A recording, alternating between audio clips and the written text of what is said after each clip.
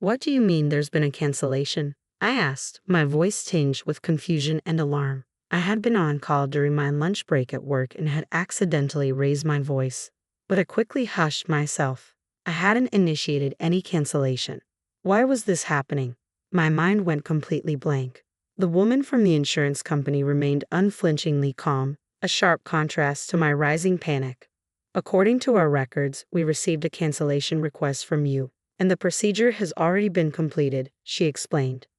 I had signed up for a savings-type life insurance policy at the insistence of my sister-in-law, Emily. She was an insurance agent and had pressured me into choosing a plan that was more expensive than the market average because she was under tight quotas. I'm Safia, a 40-year-old office worker living in an apartment with my husband and daughter. Today has been a whirlwind from the moment it began. As soon as Kevin woke up, he announced he had an overnight business trip and started packing. Meanwhile, my daughter, Madison, was in tears, saying, "I can't find my math textbook." Since Madison is only in the first grade, she needs a lot of help, which makes everything feel more chaotic. I wish Kevin could manage his own things without adding to the mess, asking things like, "Where's my travel bag?" or "Where are my new socks?" This year has been particularly tough with Kevin, and the thought of divorce is weighing heavily on me. Why can't you both get ready the day before? When I voiced my frustration, Madison apologized earnestly. "Sorry, Mom. I'll be more careful next time." I reassured her, saying, "It's okay. I should have checked with you yesterday. My bad." But with Kevin, it's a different story. Madison is still young. If you had prepared everything in advance, this chaos could have been avoided. Plus, you should have been thoughtful enough to buy new socks for your trip. His cutting remarks really got under my skin. I had no idea about your business trip schedule. Aren't the socks I washed and put in the drawer good enough? I prefer new socks for my trips, he said. I found his preference odd but kept my thoughts to myself. His overnight business trips are rare, maybe once every few months. They must have been scheduled well in advance, even if he hadn't mentioned it. If he needed new socks, he should either buy them himself or let me know ahead of time. Seeing Madison's tearful face as she pleaded, "Daddy, Mommy, please stop fighting," I turned to her. "Madison, I'm sorry. It's okay. Let's find your textbook together."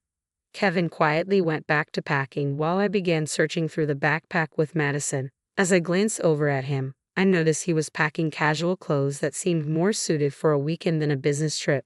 This raised a red flag for me. Could this be another affair? My suspicions were heightened, given his past. He had cheated twice before, the first time right before Madison was born. At that point, I had seriously considered divorce, but Kevin had tearfully apologized and sought intervention from his parents. My mother-in-law begged me, "Please don't divorce my son," while my sister-in-law added, "Please don't abandon my brother."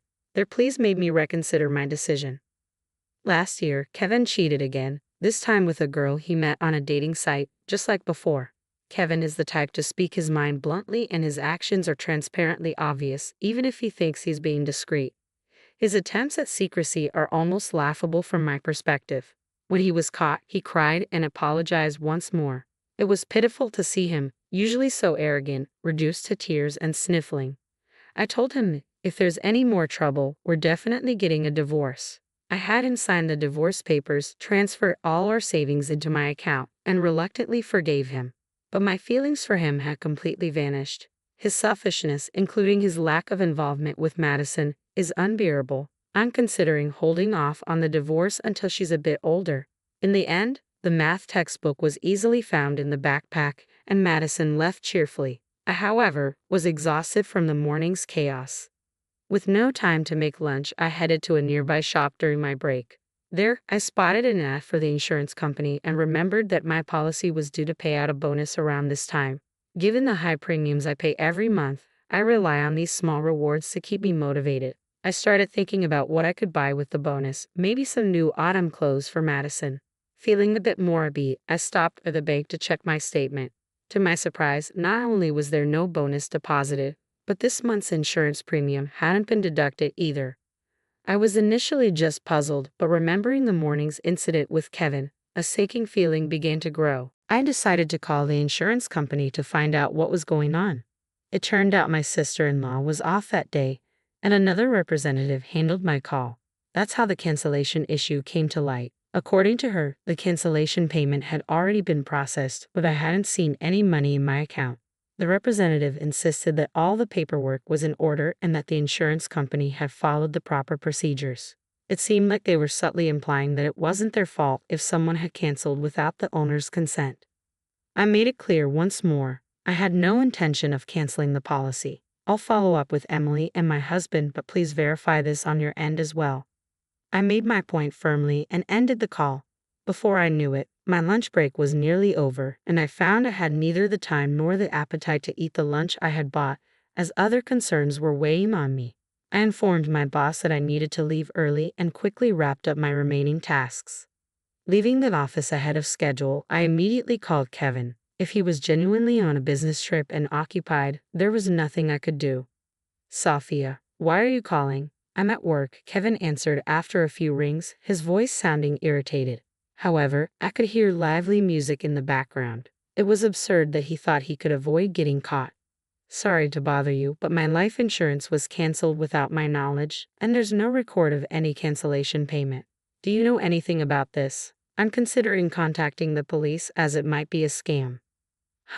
Calling the police. It was me, Kevin admitted. I had suspected that Kevin and Emily were behind this, so when I hinted at involving the authorities, he quickly confessed, clearly taken aback. Although I had suspected him, my frustration was now boiling over. Oh, so it was you? Where's the cancellation payment, then? I used it to help Mom out, Kevin replied. Help out? Did something happen to your mother that she suddenly needed money? No, she just mentioned she wanted to go on a family trip for once. A trip? I was stunned by his unexpected response. You canceled my life insurance for that. To fund a trip. Was the business trip just a cover? Yeah, I'm the beneficiary, so you can't really complain, right? We're staying at a luxurious hotel. I'm in the lobby right now, and you wouldn't believe the size of the chandelier here. Maybe he thought it was acceptable since he got caught, I thought as Kevin bragged excitedly. What's with this attitude? I have plenty of complaints. Why cancel the insurance without telling me? I've been paying the premiums out of my own salary. You should be able to cover your own trip expenses. It's so annoying, Kevin replied. But it's the money I get if something happened to you, right? So, it's my money? You're healthy and not in any danger, so we can just start paying the premiums again. I was baffled by Kevin's reasoning. But the terms change as you get older and the premiums increase. Do you really not understand that? Well, I'm not the one paying for it, he said. Kevin's careless words gave me a headache. Do your parents know about this? That you canceled my life insurance without telling me? Didn't your father say anything? And Emily is involved in this too, right? You and Emily forged my signature, didn't you? Yeah, Mom and Dad were actually happy about it. They thought it was a good idea. It's your fault for holding on to all our money. I just wanted to enjoy myself for once. It's no big deal. We're on a family trip and everyone's happy. That family includes your parents and Emily, right? Why aren't Madison and I included? Aren't we your family too? Insurance is meant for emergencies, and it's better not to use it. Shouldn't you have discussed this with me first if you wanted to use it for a trip? You would have said no anyway. You and Madison are always together. It's fine for me to spend time with my real family once in a while. Plus, Emily was planning to sign you up for a new life insurance policy, so it's a win-win for you guys. Maybe. I can't believe you're not embarrassed to make excuses like a child, claiming you didn't tell me because you knew I'd object. That's exactly why I didn't tell you. You always get angry. It's so frustrating. If you're going to keep nagging, maybe I should just get a divorce. You wouldn't have agreed anyway, Kevin said, sounding unusually bold, as if being at a tourist spot had given him false courage. Understood, I replied before hanging up the phone. Be prepared. I'm going to make sure Kevin and his family face the consequences. I muttered to myself. My patience had worn thin. Kevin took me for granted, knowing I'd always forgiven him despite my threats of divorce. I used to think my in-laws were decent people. Even though Emily pressured me to an expensive life insurance policy, I believed she wasn't malicious. But decent people don't secretly cancel their daughter-in-law's life insurance and use the money for themselves. Like husband, like family, I'm cutting ties with all of them. I went straight to visit the lawyer, carrying the divorce papers Kevin had filled out as a sort of talisman. I filed for divorce immediately and then picked up Madison from after-school care. On our way home, I gently explained the situation to her. She was initially surprised, but she understood after I took the time to explain everything carefully. When we got home, she asked, "So Daddy isn't coming home anymore?" "He won't be home tonight because he's staying somewhere else. We're getting divorced, so we'll be living apart.